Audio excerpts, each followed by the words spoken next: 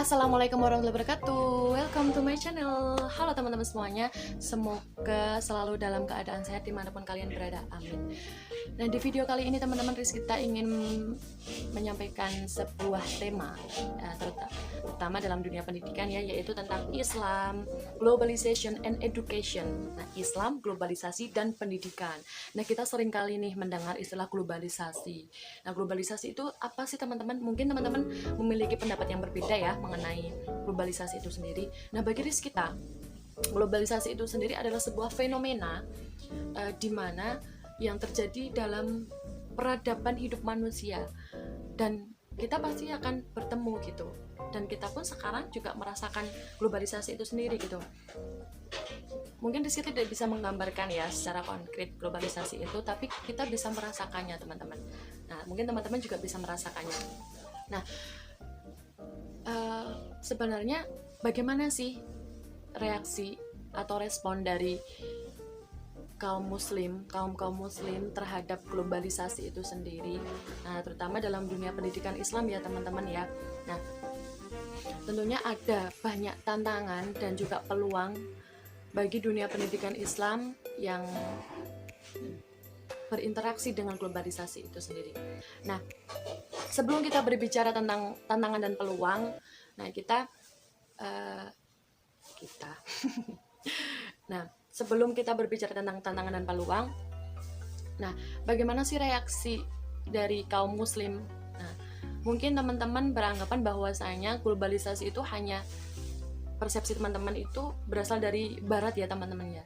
Tapi kita menemukan salah satu jurnal ini teman-teman yang ada kalimat bahwasanya arus globalisasi tersebut disinyalir bersumber dari Timur Tengah. Nah, khususnya Mekah dan Madinah sejak akhir abad 19 dan pada awal abad ke-20. Nah, jadi globalisasi ini tidak hanya serta merta mutlak muncul itu dari dunia barat teman-teman, ternyata itu bersumber dari Timur Tengah juga gitu. Nah, kemudian ada beberapa kaum muslim itu berbeda pendapat teman-teman mengenai globalisasi itu sendiri.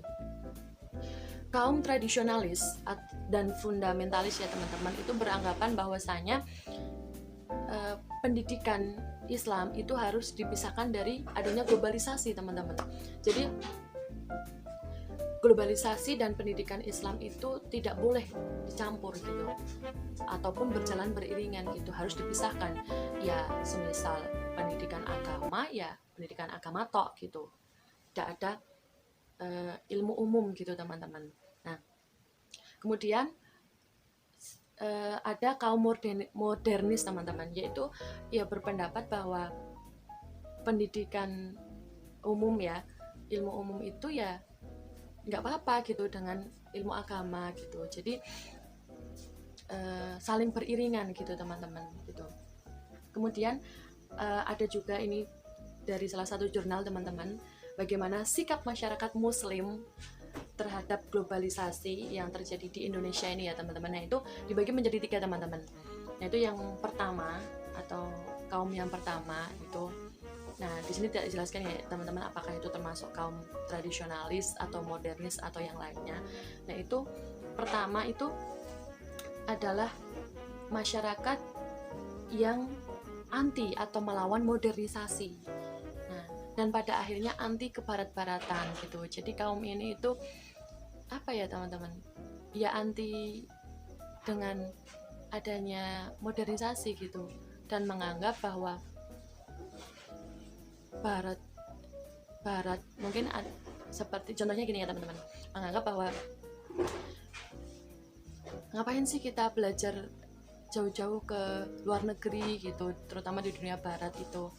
Nah, mungkin ada yang beranggapan seperti itu ya teman-teman. Jadi mereka anti kebarat-baratan gitu, terus ya menolak adanya perkembangan teknologi gitu, seperti itu. Nah, kemudian sikap yang kedua itu terpengaruh oleh modernisasi teman-teman. Jadi kaum ini menganggap bahwa sebuah agama itu harus dipisahkan dengan urusan politik atau masalah-masalah dunia lainnya gitu. Jadi politik harus tidak boleh ada campur tangan agama, dan juga sebaliknya agama tidak boleh dicampur dengan politik gitu. Nah, kelompok ini biasa disebut dengan kelompok status quo atau pro terhadap globalisasi. Nah, kemudian kelompok ketiga yaitu kelompok yang bersikap kritis. Nah, jadi kelompok ini menurut kita itu tengah-tengah teman-teman. Jadi tidak sepenuhnya menolak adanya modernisasi atau globalisasi, dan tidak sepenuhnya itu menerima adanya globalisasi. Jadi kemungkinan kelompok ketiga ini ya memfilter adanya globalisasi ini, dan kelompok ketiga ini bisa memanfaatkan adanya tantangan dan peluang dari globalisasi ini teman-teman. Nah, kemudian sebenarnya tantangan apa sih teman-teman dari adanya globalisasi ini dalam dunia pendidikan, terutama pendidikan Islam ya teman-teman ya. Nah, tantangannya adalah bahwasanya ini dalam satu jurnal ya teman-teman, pandangan Haidar Putra Daulay menjelaskan tantangan globalisasi bagi pendidikan Islam yaitu masalah kualitas. Nah, jadi beliau menyampaikan bisa saja di dunia pendidikan ya, seperti contohnya pengajar ya, atau seorang guru, jika kualitas guru ya teman-teman ya, terutama di Indonesia ini tidak ditingkatkan mungkin dengan ilmu-ilmu yang baru, nah ilmu-ilmu pengetahuan umum, nah kita akan kalah saing dengan mungkin orang-orang yang mau untuk belajar ilmu-ilmu baru gitu, selain ilmu agama gitu. Tapi ilmu agama itu juga penting teman-teman. Nah, maka yang terjadi adalah akan adanya pertukaran. Nah, ini pertukaran manusia, barang, jasa, teknologi, dan lain halnya dalam persaingan era global ini. Nah, jadi kemungkinan akan ada pertukaran guru. Nah, dari Indonesia, dari negara kita sendiri, dari pertukaran guru dari luar ke Indonesia, teman-teman. Nah, jadi jika kita hanya berpandangan bahwa kita hanya memerlukan pendidikan agama saja, ya itu menurut kita tidak sepenuhnya benar teman-teman. Jadi kita harus menyeimbangkan juga antara ilmu agama juga ilmu umum gitu, agar kita juga memiliki kualitas yang tinggi gitu, dan kita juga mau belajar Islam itu di luar negeri juga, di dunia barat juga, dan di dunia barat juga tidak kalah Islamnya yang masih perlu kita pelajari teman-teman gitu. Nah, tidak ada salahnya jika kita belajar dari sana gitu. Kemudian tantangannya lagi, kita harus mau tidak mau juga harus melek dalam teknologi juga teman-teman, memanfaatkan teknologi dalam pembelajaran gitu. Nah, sekarang kan kita ketahui ya, penggunaan slide PPT, nah itu kan semakin maju ya teman-teman. Nah, kemudian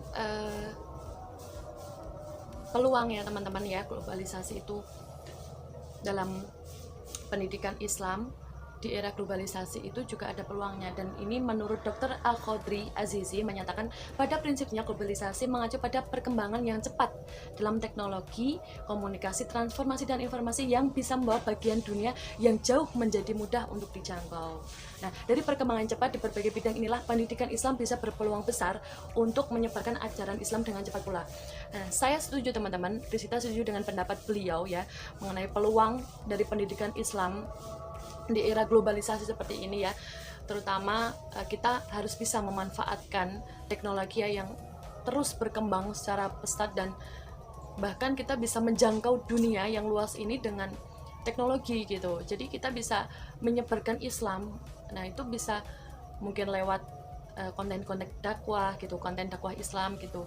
Kita bisa mengajar, kita bisa menyampaikan suatu ilmu pendidikan Islam lewat media sosial. Nah, itu menurut kita itu sebuah peluang teman-teman. Jadi kita bisa memanfaatkan dari globalisasi itu sendiri gitu. Jadi kita tidak perlu menolak secara penuh adanya globalisasi itu.